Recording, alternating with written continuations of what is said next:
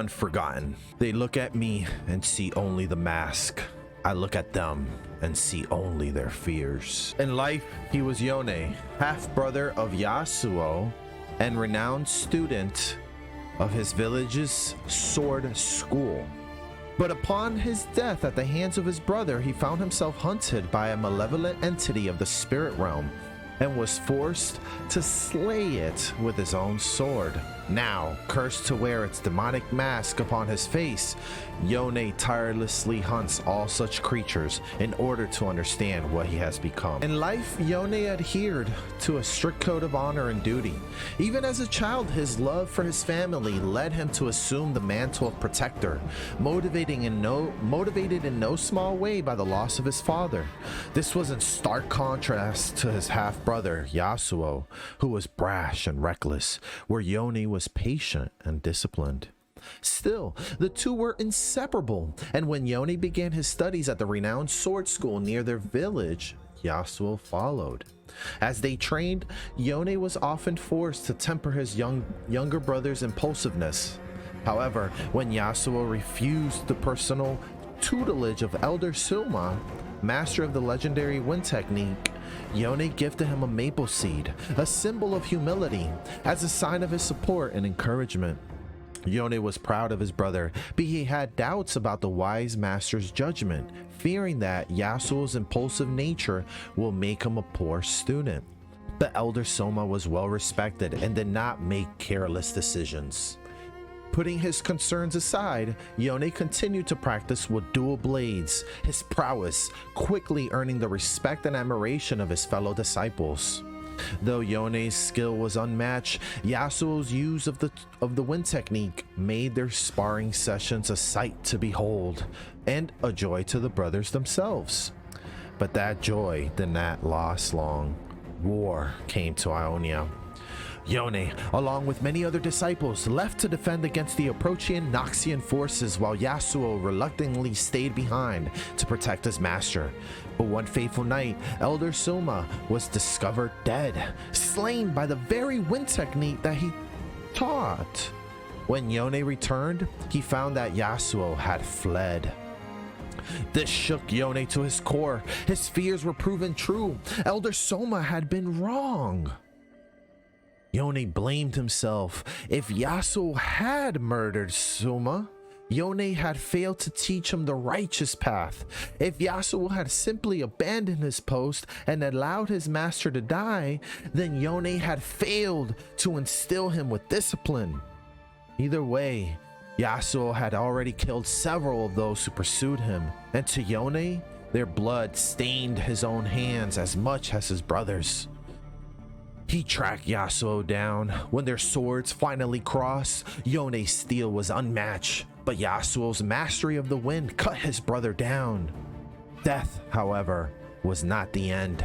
When Yone awoke, within the spirit realm, the weight of his failure crushed him.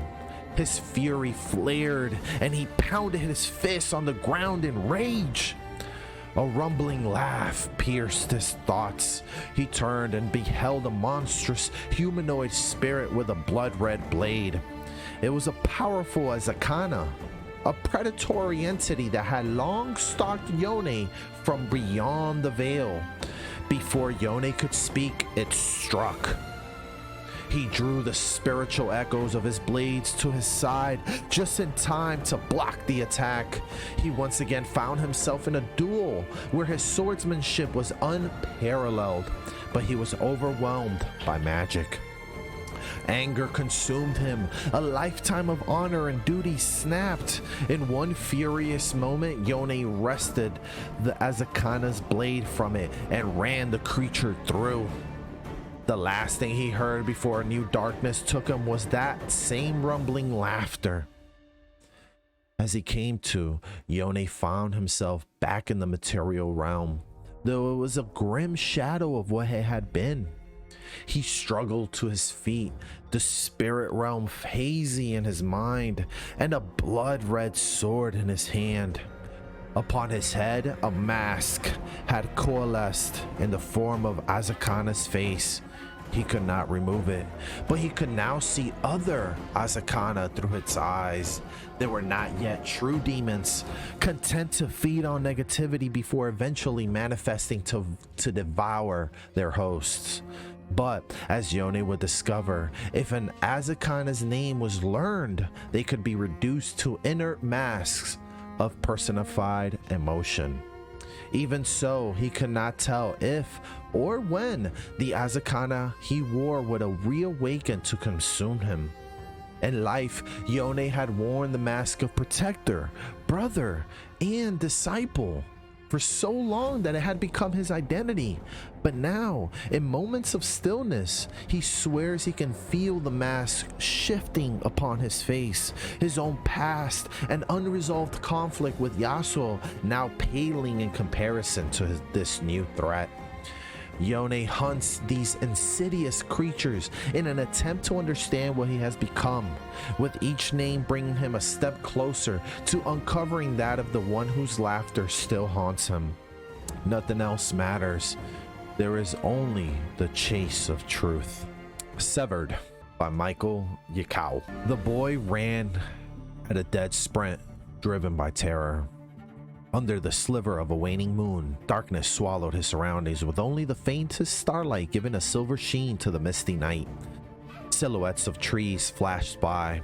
The lantern in the boy's hand flickered and sputtered, in danger of snuffing out. But it was not the darkness he feared. It was the thing that stalked him in the darkness. The boy had felt it first, a sudden chill in the summer air, a creeping dread that clutched at his heart, sensations that he might have dismissed as symptoms of the late hour and long night. On any other occasion, he would have chastised himself for indulging in his imagination. He was 13 now, too old to be afraid of darting shadows and harmless spirits. But this spirit had opened glowing blue eyes and stared into his soul. This shadow had whispered his name. The boy risked a glance behind to see if it still followed, and promptly slammed into something. He fell back, the breath knocked from his lungs, and his lantern clattered to his side, its weak light fluttering wildly. Surprise and pain shifted quickly to fear as he saw the figure looming over him. A man, tall and lithe, stood with a bare torso, unfazed by the unusually chilly night. From the waist down, loose robes billowed in the wind, frayed from wear. An intricate belt of woven rope tied strange masks across his waist, monstrous visages trapped in alabaster. Bandages bound both his arms, and each hand grasped a blade, one of tempered steel, shimmering in the moonlight, the other shining an ominous red. Yet it was the man's face that left the boy frozen. Those cold blue eyes peered down through a cruel mask that radiated the same strange red as the man's blade. The mask grasped the man's face, nearly devouring his stern frown. Stay back, the boy croaked. It is not me you should fear. Oh, it is not me you should fear, the man spoke, his voice a soft growl, eyes fixed on some point beyond the boy. Confusion knit the boy's brow as he followed the man's gaze. What he saw sent him scrambling to his feet. A vague shape hovered in the mist. If the stranger hadn't pointed it out, the boy might have missed it altogether. The mist twisted into wide eyes and slitted pupils, and the outline of a lumbering body took form, visible where it pushed the fog away to leave a negative space. The boy squinted. Something else glistened in the foggy night. Teeth? He had never seen anything like it, yet it somehow felt familiar, like the boy knew this thing. It drew him, compelled him toward it. He took a tentative step forward. Something cold pierced through his chest. The boy looked down in shock at the tip of a shining red blade. His mind raced as his breath grew choppy from panic, expecting pain and blood, but neither came. Instead, a strange numbness spread through his body. Behind him, he heard the man mutter under his breath, and a strange sigil appeared in the air in front of them, as if painted by an invisible brush. A word? Or name? The boy did not recognize. Oh, what? The man ignored him. My blade sees your true name, Azakana. The boy felt the sword pulled from his body, and he fell to his knees, gasping. His hands flew to his chest, but there was no puncture or wound. Even more strange, the boy felt lighter, as if some burden had been excised. He looked up, and a wall of teeth met his gaze. The creature lunged. A clash of steel rang out.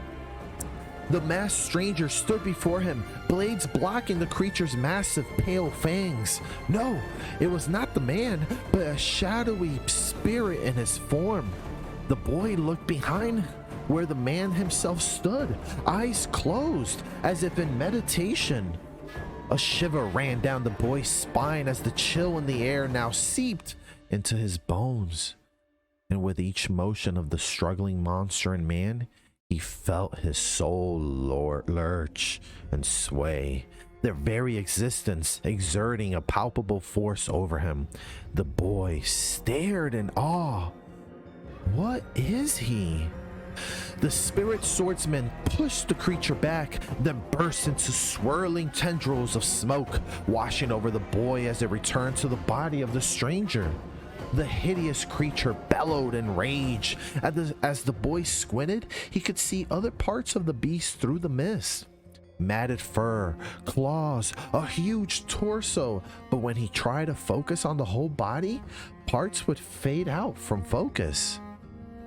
You dare deny what is already mine? A rasping, impossible voice reverberated in the boy's mind, cutting through the rattling growls he heard from the monster. The boy belongs to me. The boy's stomach dropped. It can speak? Nothing in this realm belongs to you, the man said, unfazed. Cower. Tankoau. Though the words meant nothing to the boy, their utterance made his skin crawl. Yet their effect was far more pronounced on the creature, which emitted an ear-splitting squeal. Twisting, sinuous muscle wrapped around pale teeth and claws. 4 scarlet eyes narrowed on its horrific face, glowing atop a lumbering torso of gray hair that shimmered into existence. Ephemeral wisps turned to flesh and bone. So you are named, the man with the broken mask said. So you are revealed. A defiant howl shook the ground. The man shifted his stance, crouching low as he brought both swords to bear. So you shall perish. The beast charged, but the stranger dashed forward so fast that the boy nearly missed him. Swords sliced through the moonlight, one flashing silver, the other leaving a blood-red trail in its wake. Ichor sprayed from the creature as it fell to the ground. Slumber, Azakana. You are unmoored from flesh. The man strode forward and plunged both blades deep in the creature. It roared, then wheezed. The boy stared as its body dissipated into a swirling fog, its monstrous face contorting through a gamut of expressions as it shrank and calcified into an almost human-like appearance, finally assuming the shape of a mask. His eyes widened in recognition, though it still possessed the 4 eyes of the monster in a distorted, exaggerated pose. It looked almost mournful and eerily close to his own face. With a shudder, the mask floated upward and toward the man's outstretched hand. With a fluid motion, he sheathed his sword and tied the mask next to the others on his waist. Then he turned to leave. Who are you? The boy asked. Once I knew the answer, but now The stranger paused. He fixed the boy with a steel gaze. A question tumbled from the boy's lips. What was that thing? Was that thing me?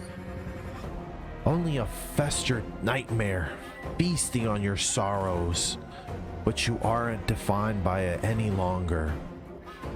The boy bit his lip. It's my fault. I'm weak, never good enough. My father was right. Without a sound, the man turned as though to approach, and the boy recoiled almost by habit. The stranger's expression softened, ever so slightly. Those we love say the things that hurt us most. The man pulled the mask from his waist, examining it. Despair devours our own voice, wearing the guise of reason, claiming to show us who we are, but it only shows us as a warped version of our true selves. He turned the mask around and held it aloft for the boy to see. It seemed small, fragile, toothless. Pierce through its falsehoods to find your truth. The smallest hint of a smile crossed the man's face. You'll be just fine, Andu. With that, the stranger turned away, leaving the boy alone in the dark woods. So Yone, he pretty much hunts down these creatures that feast on the sorrows and fear of others, and those are the masks that he wears, the defeated spirits, I guess. So what was that? The Azakana, like, it was a powerful Azakana, a predatory entity that had long stalked Yone from beyond the veil. So a predatory entity. Okay.